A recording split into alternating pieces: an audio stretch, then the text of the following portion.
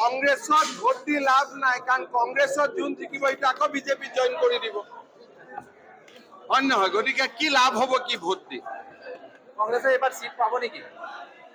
Seat পোৱা নোপোৱা দূৰৰ কথা, কংগ্ৰেছ কেণ্ডিডেটটো কংগ্ৰেছত থাকিব নে নাই সেইটো ডাঙৰ কথা। তেওঁৰ পৰা আগতটো সুধিব লাগিব যে আপুনি কংগ্ৰেছত থাকিব নে নাই।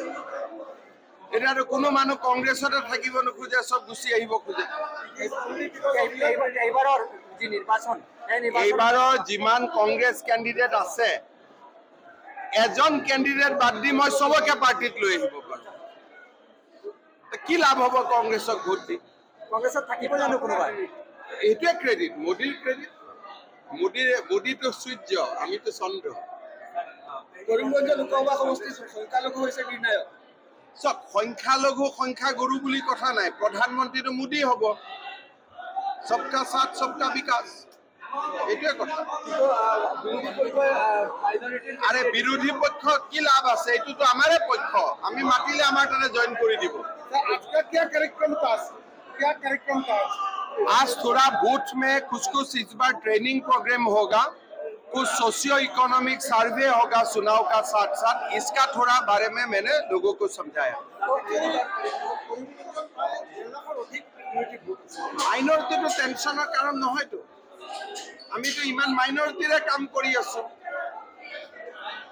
আজি প্ৰথমবাৰ মাইনৰিটি লৰাই বিনা টকা চাকৰি পাই আছে, আগত কেতিয়াবা পাইছিল নেকি কংগ্ৰেছৰ দিনত?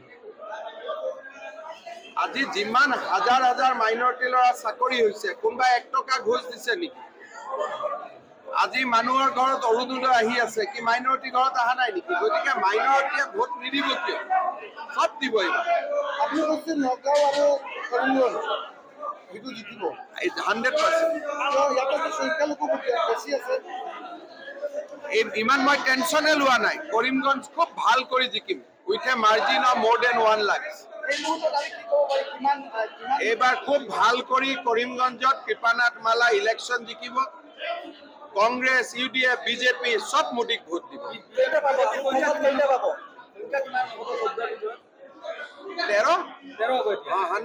গৌৰৱ গগৈ কি হ'ব?